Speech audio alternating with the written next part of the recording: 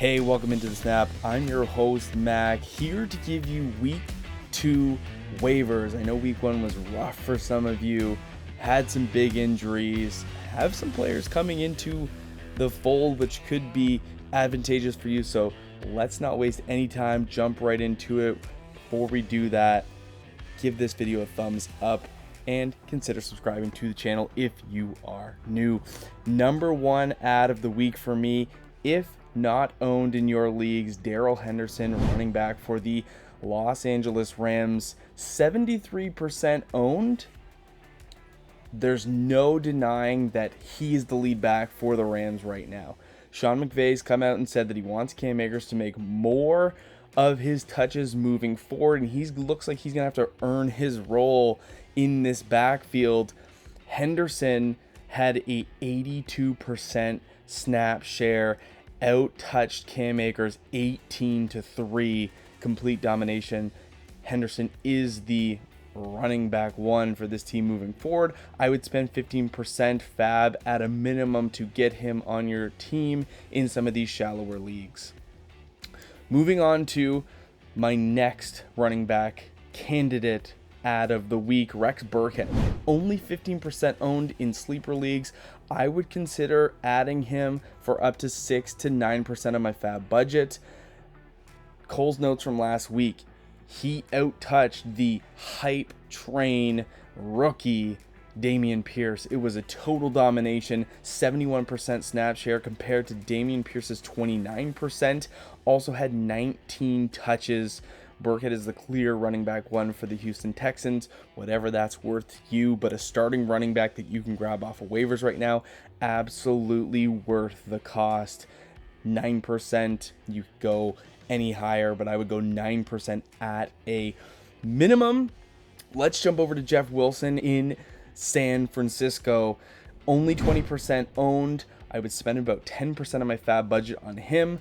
I'll explain to you why it wouldn't be more. So Elijah Mitchell suffered an MCL sprain in Sunday's contest against the Bears, expected to miss about 6 to 8 weeks as of right now.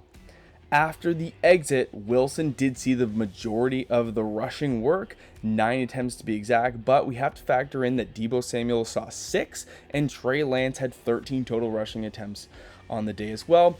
Tyrion Davis-Price, the rookie running back that they took in the 3rd round, was also inactive. So expect him to be activated moving forward and be a part of the game plan.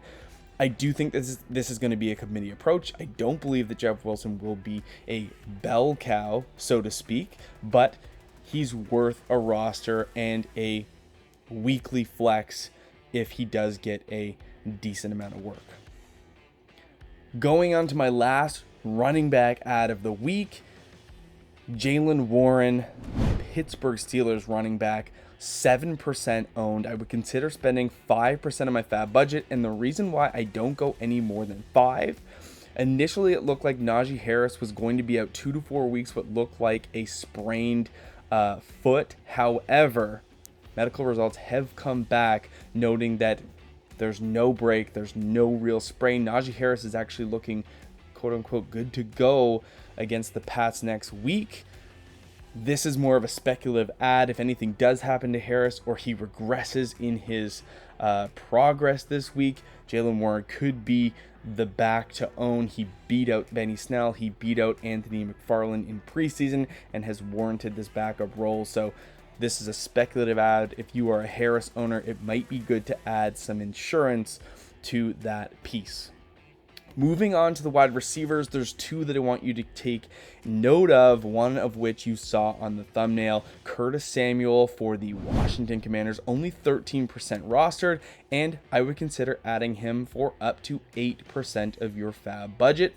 It was finally nice to see Curtis Samuel healthy. We haven't seen him for a while, however, came off an 11 target, 4 carry game, 15 total touches, and this was on a snap share 20% less than Terry McLaurin and rookie Jahan Dotson. Jahan Dotson is also a strong ad, but he will be less available in your leagues. On Sleeper right now, he's about 55% owned going into your first set of waiver claims on Wednesday, so I would recommend going Samuel at only 13% to have a better chance at getting a piece of this offense. Carson Wentz, 4-touchdown day, had the license to just let it fly. I love what I'm seeing out of the Commanders. Josh Palmer for the Los Angeles Chargers is another wide receiver that I want you to potentially take a shot on. He's only 35% owned, and I would spend about 3 to 5% of my budget to get him. Keenan Allen was the clear target leader in this offense. He left the game in the first, but he was dominating. After that, Justin Herbert played spread. He spread that ball out. He had 9 different pass catchers and neglected to hyper target their $60 million man, Mike Williams. That's good for Josh Palmer. It means that he's going to get a piece of this offense on a short week playing the Chiefs on Thursday. I expect Allen to be out for this context.